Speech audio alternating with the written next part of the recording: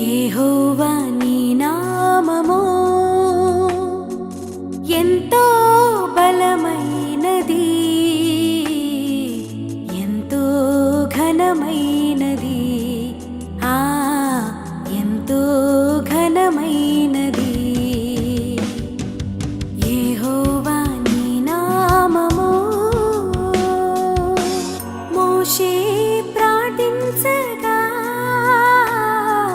మన్నాను కురిపించితివి.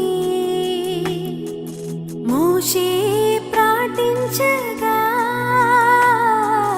మన్నాను కురిపించితివి. యెహోషువ ప్రార్థించగా సూర్య చంద్రుల నాపితివి. సూర్య చంద్రుల నాపితివి. యెహోషువ ప్రార్థించగా సూర్య చంద్రుల నాపితివి. సూర్య చంద్రుల నాపితివి. యెహోవా నీ నామము. మార్కు సువార్త 1వ అధ్యాయము 23వ వచనం నుంచి 27వ వచనం వరకు చదువుకుందాం. ఆ సమయమున వారి సమాజ మందిరములో అపవిత్రాత్మ పట్టిన మనుషుడు ఒకడుండెను. వాడు, నజరేయుడగు యేసు, మాతో నీకేమి? మమ్ము నశింపచేయుటకు వచ్చితివా? నీవెవడవో నాకు తెలియను, నీవు దేవుని పరిశుద్ధుడవు అని కేకలు వేసెను. అందుకు యేసు, ఊరకుండుము, వానిని విడిచిపోమ్మని దానిని గద్దింపగా ఆ అపవిత్రాత్మ వానిని విలవిలలాడించి పెద్ద కేక వేసి వాని విడిచిపోయాను. అందరూ విస్మయముంది, ఇదేమిటో, ఇది క్రొత్త బోధగా ఉన్నదే. ఈయన అధికారముతో అపవిత్రాత్మలకును ఆజ్ఞాపింపగా అవి ఆయనకు లోబడుచున్నవని ఒకనితో ఒకడు చెప్పుకొనిరి. వెంటనే ఆయన గూర్చిన సమాచారము త్వరలో గలిలయ ప్రాంతములందంతటా వ్యాపించెను. మందిరములోని మనుష్యులు అనే అంశాన్ని ధ్యానం చేద్దాం. మందిరానికి వచ్చిన బిడ్డలకి మందిరం అర్థం కావాలి. మందిరానికి వచ్చిన బిడ్డలకి మందిర విలువ అర్థం కావాలి. మందిరానికి వచ్చిన బిడ్డలకి మందిర వాతావరణం అర్థం కావాలి. మందిరానికి వచ్చిన బిడ్డలకి మందిరంలో మేలులు ఎలా పొందాలో అర్థం కావాలి. మందిరానికి వచ్చిన బిడ్డలకి మందిరములో ఎలాంటి పరిస్థితులు ఉంటాయో, ఎలాంటి వ్యక్తులు ఉంటాయో అవి కూడా అర్థం కావాలి. అప్పుడు నీవు పొందవలసిన మేలు నువ్వు ఖచ్చితంగా పొందుతావు. ఆమె చెప్పండి. అర్థం కాకపోతే వ్యర్థమవుతుంది. ప్రతి అంశము మనిషికి అర్థం కావాలి. అర్థమైతేనే హ్యాపీగా ఉంటాం. అందుకే మన మందిరం ఒక మంచి మందిరం కావాలి. ప్రజలకు రక్షణ ఇచ్చే మందిరం కావాలి. మన మందిరం దీవెనకరంగా ఉండాలి. దేవుడు ఈ భూమి మీద ఉన్న మానవుణ్ణి ఈ భూమి మీద దీవించి తన రాజ్యంలోకి చేర్చుకోవటానికి దేవుడు పెట్టిన ఏకైక వ్యవస్థ మందిరం లేక సంఘం. అంతే. ప్రతి బండి నడవాలి అంటే పెట్రోల్ బంక్ ఎట్టెళ్లాలో, ప్రతి మనిషి బాగుపడాలంటే మందిరానికి రావాలి. నీకు అందుట్లో ఏ మర్మం లేదు. నువ్వు పరలోకం వెళ్ళాలా, మందిరానికి రావాలి. నువ్వు రక్షణ పొందాలా, మందిరానికి రావాలి. నువ్వు మంచి క్యారెక్టర్ కలిగి ఉండాలా, మందిరానికి రావాలి. నువ్వు దేవుని సంతోషపెట్టి దేవుని పొందాలా, మందిరానికి రావాలి. ఇలాగ చెప్పుకుంటూ పోతే మందిర ఆశీర్వాదాలు చెప్పడానికి సమయమే కాదు. అయితే నేను క్లుప్తంగా మందిరమును గూర్చి మీకు చిన్న అవగాహన ఇచ్చి ముగిస్తాను. ఇక్కడ చెప్తున్నాడు కదా, సమాజ మందిరములో ఎవరున్నారంట? అపవిత్రాత్మ పట్టిన ఒక మనుష్యుడు ఉండెను. ఉందన్నమాట. మార్కు సువార్త 1:23. ఆ సమయమున వారి సమాజ మందిరములో అపవిత్రాత్మ పట్టిన మనుష్యుడు ఒకడు ఉండెను. మనుష్యుడే, కానీ ఏ మనుష్యుడు త్వరగా చెప్పండి. ఏ మనుష్యుడు? అపవిత్ర ఆత్మ పట్టిన మనుష్యుడు. ఎక్కడున్నాడు? సారాయి కొట్లోనా? సినిమా హాల్లోనా? ఎక్కడున్నాడు?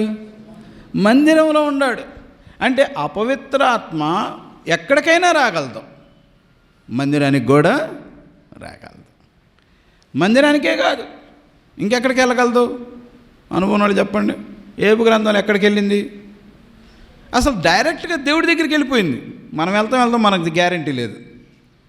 కానీ అప్పుడు డైరెక్ట్ ఏబు గురించి మాట్లాడటానికి యెహోవా సన్నిధిలోకి వెళ్ళిపోయింది. ఏబుని గురించి ఫిర్యాదు చేస్తుంది. అంటే అవసరమైతే ముఖాముఖిగా దేవుడితో కూడా మాట్లాడగలదు. అది అపవిత్రాత్మకున్న అవకాశం లేక టాలెంట్. అందుకని ముందు మందిరానికి వచ్చే బిడ్డలు ఒక సత్యం తెలుసుకుంది. మందిరానికి మనుషులతో పాటు ఏమొస్తుంది? అపవిత్రాత్మ. ఈ అపవిత్రాత్మ రకరకాలుగా పనిచేస్తుంది. ఈ ఆత్మ కొందరికి గాఢ నిద్రాత్మ అంటారు. ఏ ఆత్మ? అందుకనే ఎక్కడా పట్టని నిద్ర. అదృష్టవంతులందరూ ఎక్కడ పోతారు? ఎక్కడా పోని నిద్ర ఎక్కడొస్తుందో తెలుసా? ఆమెనంటే మళ్ళీ నిద్రపోద్ది. ఇక ముగించాను కదా, ఇంటికి వెళ్ళి పడుకుందాం అని ఇంటికి వెళ్ళి పడుకుంటారా? ఏం పడుకోరు. మీరు వ్యక్తిగతంగా కూడా కుటుంబ ప్రార్థనలో మోకరించండి, వరుసను మావులెత్తా ఉంటారు, పిల్లల కాడి తల్లిదండ్రుల దాకా. ఎందుకో తెలుసా? అక్కడ గాఢ నిద్ర ఆత్మను పంపించాడు వాడు. మీరు వ్యక్తిగతంగా బైబిల్ చదవండి, ఎప్పుడు రాని కళ్ళు మంటల్లో నిద్ర. నువ్వు ఎన్నో అధ్యాయాలు అక్కర్లా, 4-5 వచనాలు చదివితే చాలు. దీన్ని ఏమంటావంటే ఇదేం పెద్ద అతీతం కాదు, నాతో సహా గాఢ నిద్రాత్మ అనేది పనిచేస్తుంది. కొందరిలో భ్రమపరుచు ఆత్మలాగా అపవిత్రాత్మ. అంటే నిన్ను మోసం చేస్తూ ఉంటాడు. మందిరానికి వచ్చినా కానీ భ్రమలోకి తీసుకెళ్తాడు, ఏదో వేరే ట్రాన్స్లోకి తీసుకెళ్తాడు. ఇక్కడ నీకు వాక్యం అర్థం కాదు. నువ్వు ఇటు చూస్తానే ఉంటావు అమెరికా వెళ్తావు, నువ్వు ఇటు చూస్తానే ఉంటావు ఆస్ట్రేలియా వెళ్తావు, నువ్వు ఇటు చూస్తానే ఉంటావు జపాన్ వెళ్తావు, నువ్వు ఇటు చూస్తానే ఉంటావు. అసలు నీకు ఒక్క ముక్క నీ మైండ్లోకి పోదు. అంటే నువ్వు ఎక్కడో ఊహాలోకంలో ఉన్నావు. చెప్పండి, ఎక్కడున్నావు? అందుకని ఎప్పుడైనా నాతో వాక్యం వింటూ అట్ట చూస్తూ ఉండాలి, ఏమన్నా వచ్చిందా ఇటుగాని. అందుకని నేను చెప్తూ ఉంటాను, మీలో ఎవరికైనా అర్థం కాదు అని నాకు అనిపిస్తే మిమ్మల్ని నేను అడుగుతాను అని. అంటే వాళ్ళలో బ్రహ్మపరచు ఆత్మ పెట్టి ఎక్కడికో తీసుకెళ్తుంది.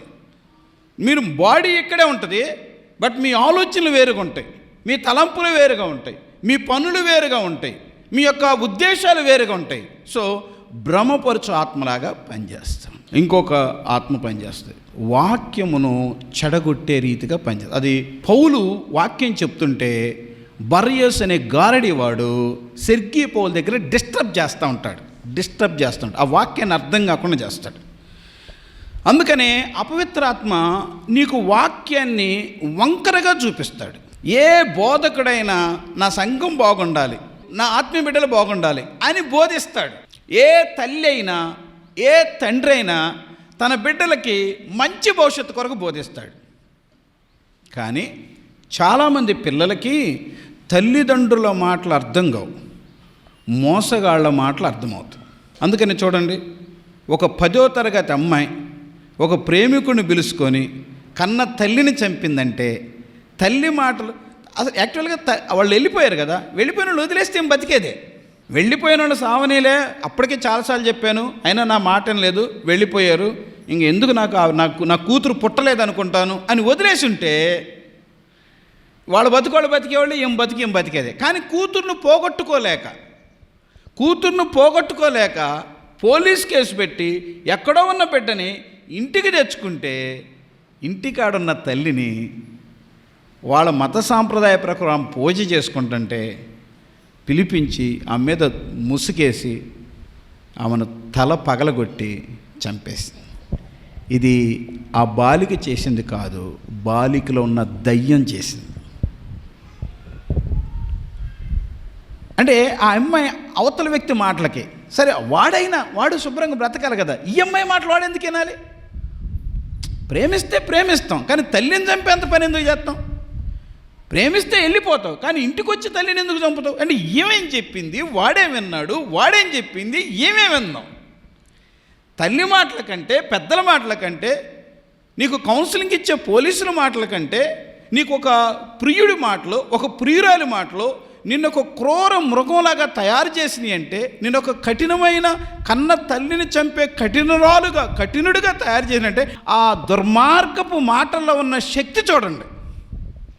కనుక వాక్యము, అపవిత్రాత్మ వాక్యం అర్థం కాకుండా చేస్తాడు. నేను 100 చెప్పు, నేను 7 చెప్పు, నేను నవ్వి చెప్పు, నేను గుండె బాదుకొని చెప్పు, నేను ధ్యానం చేసి చెప్పు, నేను ఉపవాసం ఉండి చెప్పు. సాతాను ఏమంటాడంటే, నువ్వు నా మాటను కానీ డానియేలు అన్న మాటను బాకు.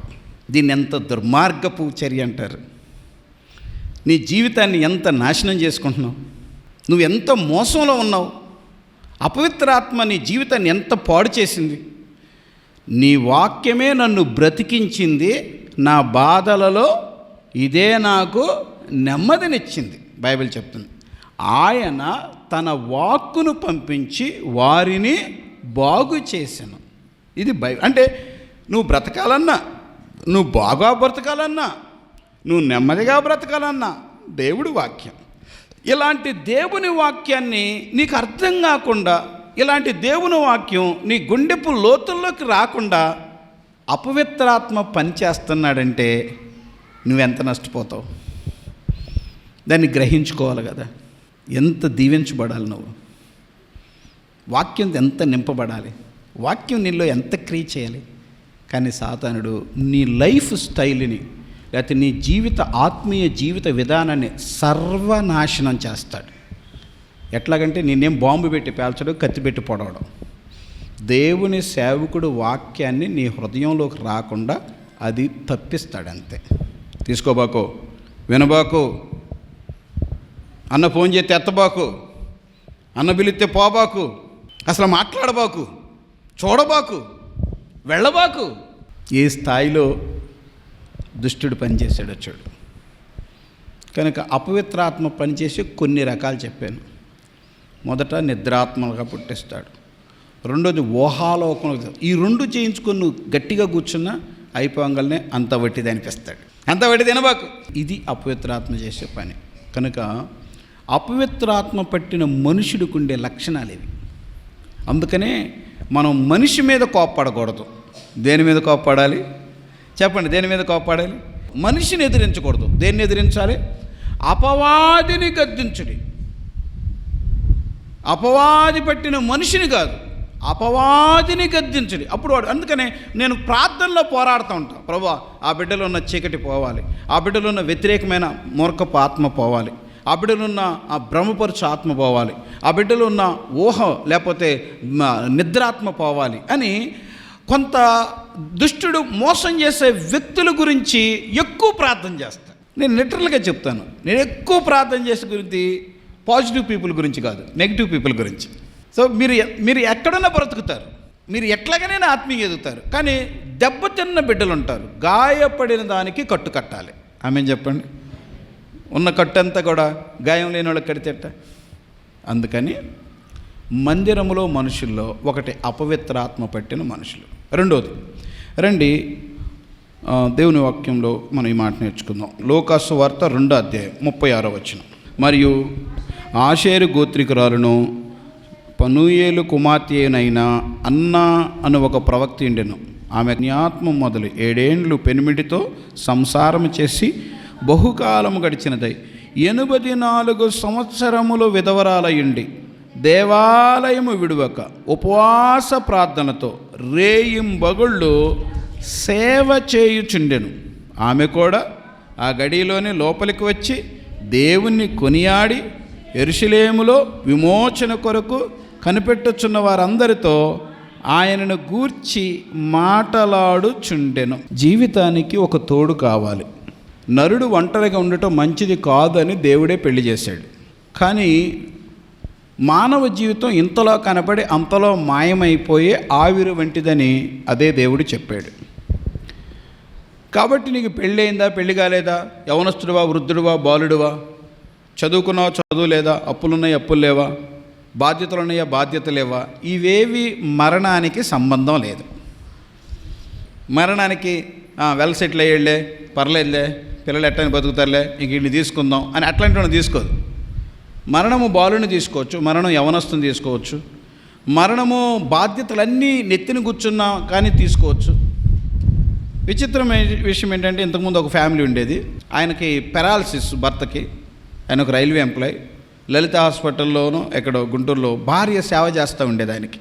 తరచుగా భార్య తీసుకెళ్ళి చూపిస్తూ ఉండేది. ఆమె లేకపోతే ఆయనకి ఏ పని జరగదు. అయితే ఆయన చనిపోతాడేమో, ఎప్పుడు చనిపోతాడు అన్నట్టుగా ఉండేది పరిస్థితి. కానీ చాలా దుఃఖకరమైనది ఏంటంటే మంచంలో ఉండి ఆయన అట్నే ఉన్నాడు, పరిచర్య చేసిన ఆమె చచ్చిపోయింది. మంచంలో ఉన్న ఆయన అట్నే ఉన్నాడు, చాలా కాలం ఉన్నాడు. మళ్ళీ ఆయన కొరకు పరిచర్య చేసిన భార్య చనిపోయింది. చాలా బాధ. దేవుడు తీసుకుంటే ఆ వ్యక్తిని తీసుకోవచ్చు. వాళ్ళకి కూతురుండారు, కొడుకుండారు, వాళ్ళకి పెళ్ళిళ్ళు కాలేదు, తండ్రి ఆ మంచంలో ఉన్నాడు. ఏంటి విషయం? మరణం ఎందుకు ఇలాగొస్తుంది? ఇలాంటి ప్రశ్నకు జవాబు మనకు దొరకదు. దేవుడు చెప్పాడు ప్రతి మనిషికి మనం ఎంతలో కనపడి అంతలో మాయమైపోయే. సో కనుక ఒక తోడంటూ లేకుండా బ్రతకటం ఎంత కష్టమో, అందుకే ఏడుస్తాం. నువ్వు లేకుండా నేను ఎట్ట బ్రతకాలయ్యా, నువ్వు లేకుండా నేను ఎట్ట బ్రతకాలమ్మా అని ఏడుస్తాం. అదే జరిగింది అన్నా జీవితంలో. పెళ్ళైన తర్వాత 7 సంవత్సరాల తర్వాత భర్త చనిపోయాడు. 7 సంవత్సరాలకే భర్త చనిపోయిన ఈ యవనస్తురాలు తనకంటూ తోడు లేకుండా, ఏమైనా పిల్లలని ఉంటే పిల్లలను చూసి బతకొచ్చు, తనకంటూ తోడు లేకుండా 84 సంవత్సరాలు బ్రతికింది. గట్టిగా చప్పట్లు కొట్టండి ఆమెకి. Praise the. ఈమె లైఫ్ మనకి ఏం నేర్పుతుందంటే, మనకి ఎలాంటి ఇన్స్పిరేషన్ ఇస్తుందంటే, ఒక మనిషి దేవుని మందిరానికి గనక అంటు కట్టబడితే, ఒక స్త్రీ అయినా ఒక పురుషుడైనా మందిరములో ఉండటం నేర్చుకుంటే దీర్ఘాయుష్మంతులుగా బ్రతకొచ్చు. ఈమె 84 సంవత్సరాల దేవాలయమును విడువక, ఆ మాట అండర్లైన్ చేసుకోండి.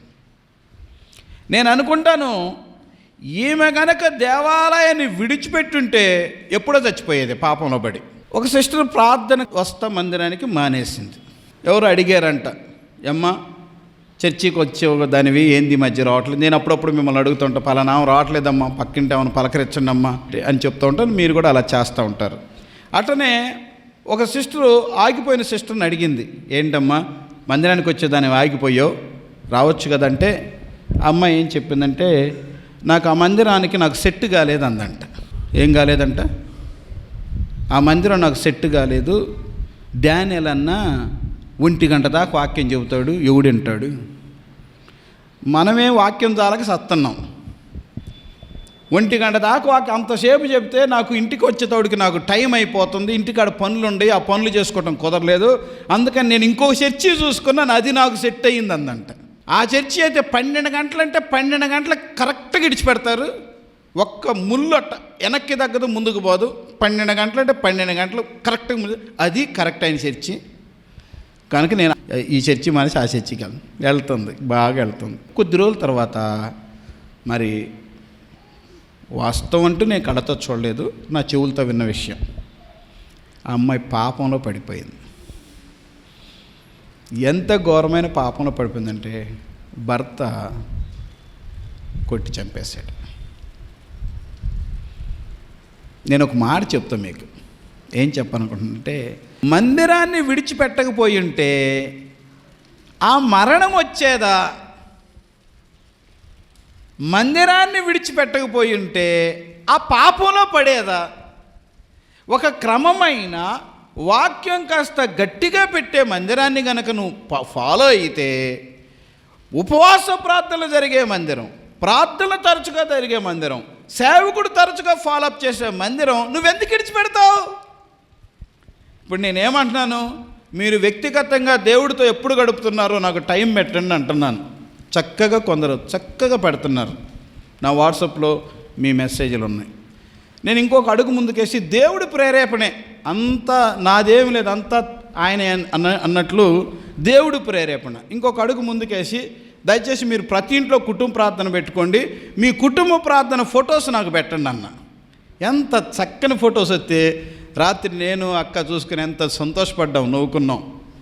ఒక చిన్న పిల్లలతో సహా చప్పట్లు కొడతా, భార్య, భర్త, కూతురు, కొడుకు, చిన్న పిల్లలు ఎంత చూడండి, వాళ్ళకి మీరు ఎంత మేలు చేస్తున్నారు. పిల్లలకి మామూలుగా కూర్చోరండి, కూర్చోరు, రే ఫోటో తీస్తా కూర్చోండి, కూర్చుంటాడు వాడు.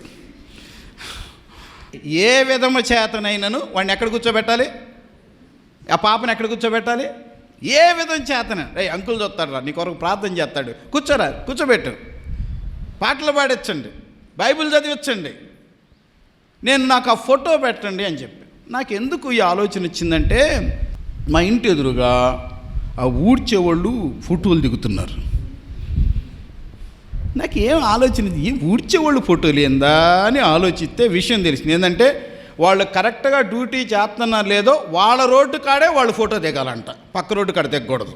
అది వాళ్ళకి పైకి పోవాలి రిపోర్టు, అప్పుడే వాళ్ళకి జీతం పడిద్ది, లేకపోతే జీతం పడదు. వామ్మో అనండి, ఊడ్చే వాళ్ళకే ఇంత రూల్ అయితే అసలు బంగారపు రోడ్లో నువ్వు ఇల్లు, ఆ ఇంట్లో నువ్వు ఉండాలి. రేపు వెళ్ళి బంగారపు వీధుల్లో తిరగాలి, బంగారపు ఇంట్లో నువ్వు ఉండాలి, యుగాలు ఉండాలి. వీళ్ళ జీతం ఎంత? 10 ఏళ్ళు అడిగారు. వీళ్ళకి చీపురు పట్టుకొని ఊడ్చినట్టు అదే రోడ్లో ఆ లొకేషన్లో వాళ్ళు దిగాలి. నాకు అనిపించింది, ఒక గవర్నమెంట్కి ఉన్న డిసిప్లిను ఒక చర్చికి లేదే, ఒక గవర్నమెంట్ ఆఫీసర్ తీసుకున్నంత రిస్క్ ఒక పాస్టర్ తీసుకోలేదే అనిపించింది. దాని గురించే కాదు, నాకు కూడా ప్రేరేపణ ఉంది. మీరు కుటుంబ ప్రార్థనల ఫోటోలు నాకు పెట్టండి. నేను తర్వాత ఇచ్చే గిఫ్ట్ను మీరు ఆశ్చర్యపోయి తర్వాత కుళ్ళుకుంటే కుదరదు. వాళ్ళకి ఇచ్చారు, నాకు ఇలేదని ఆ రోజు ఏడుస్తారు, అప్పుడు బాధపడతారు మీరు. జనవరి 1 రోజు మీ కళ్ళంటి నీళ్ళు నేను చూడకూడదు. ఆమె చెప్పండి అందరూ.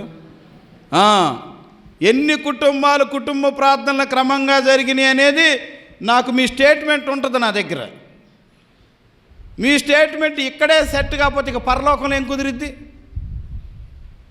కనుక భయముతో విశ్వాసముతో నేనేదో అన్నానని కాదు, కానీ మీరు చెయ్యండి.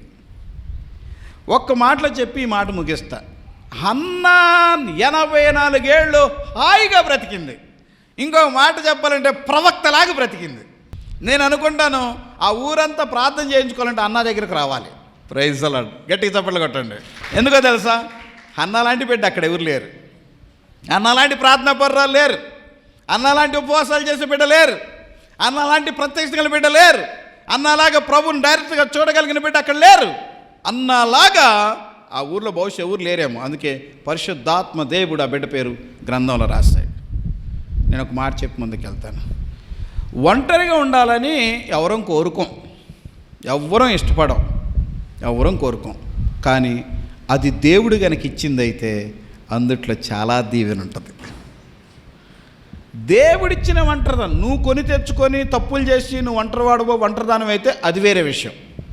కానీ దేవుడు నీకు అనుమతి ఇచ్చిన ఒంటరితనం వాగ్దానం ఉంది వాళ్ళకి. ఏందో తెలుసా? వారిలో ఒంటరి అయిన వాడు 1000 మంది అగును, ఎన్నిక లేనివాడు బలమైన జనమగును. కనుక ఒంటరితనం, దేవుడిచ్చే ఒంటరితనం ఆశీర్వాదమే కానీ శాపం కాదు. థ్యాంక్స్ చెప్పండి. దేవుడితో నువ్వు ఎక్కువ గడపటానికి, వాక్యంతో ఎక్కువ గడపటానికి, ప్రార్థనలో ఎక్కువ గడపటానికి, ఆత్మీయతలో ఎక్కువ గడపటానికి, అనేక ఆత్మలు సంపాదించడానికి, దేవాలయంలో బలమైన సాధనంగా సాక్షిగా ఉండటానికి ఫర్ ద గాడ్స్ ప్రాపర్ట్, నువ్వు దేవుని ప్రవక్తవి. ఆమెను చెప్పండి. దేవుడు ఒంటరి వారిని ప్రవక్తలుగా వాడుకుంటాడు. గట్టిగా చప్పట్లు కొట్టి దేవుని స్తుతించాలి.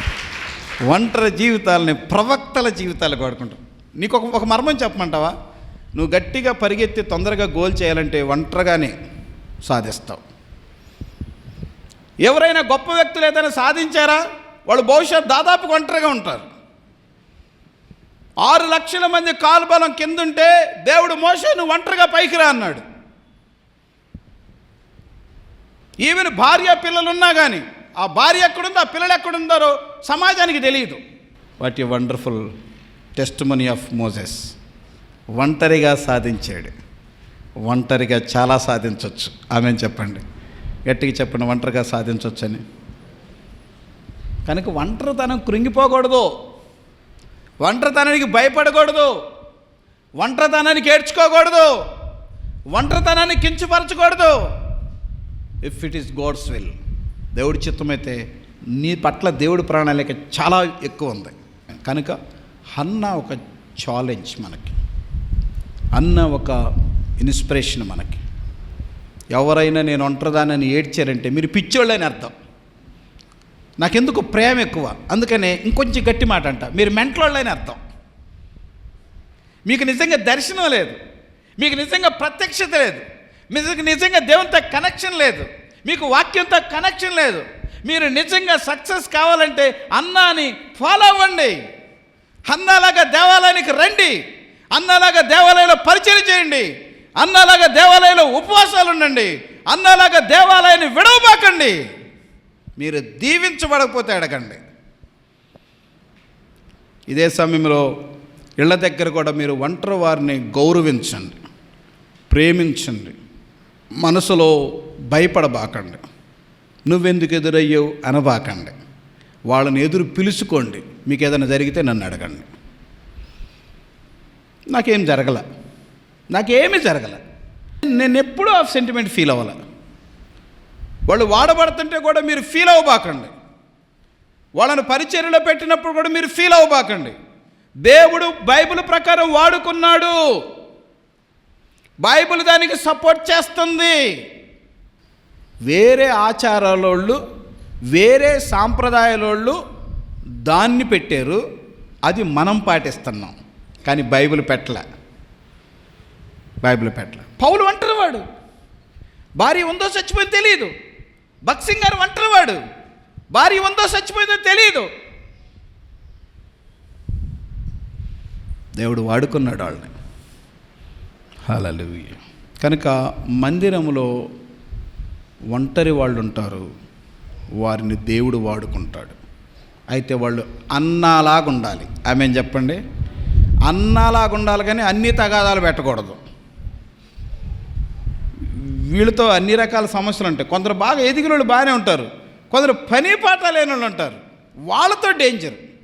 అందుకని పౌలు తిమోతికి రాస్తూ ఏ విధవరాలు సంఘానికి భారం కాకూడదని రాశాడు, బాధ్యతగా ఉండాలని రాశాడు. ఒంటరి వారు సక్సెస్ అయితే తిరుగులేదు, ఫెయిల్ అయితే వాళ్ళని ఎవరో బాగు చేయలేరు. కనుక చాలా జాగ్రత్తగా ఉండాలి. మిమ్మల్ని దుష్టుడు ఎక్కువగా శోధిస్తాడు, మీ చుట్టూ సీసీ కెమెరాలు ఎక్కువగా ఉంటాయి, మీరు చాలా జాగ్రత్తగా ఉండాలి. యెహోవా నీ నామము ఎంతో బలమైనది, ఎంతో ఘనమైనది, ఎంతో ఘనమైనది. యెహోవా నీ నామము. మోషే ప్రార్థించగా మన్నాను కురిపించితివి,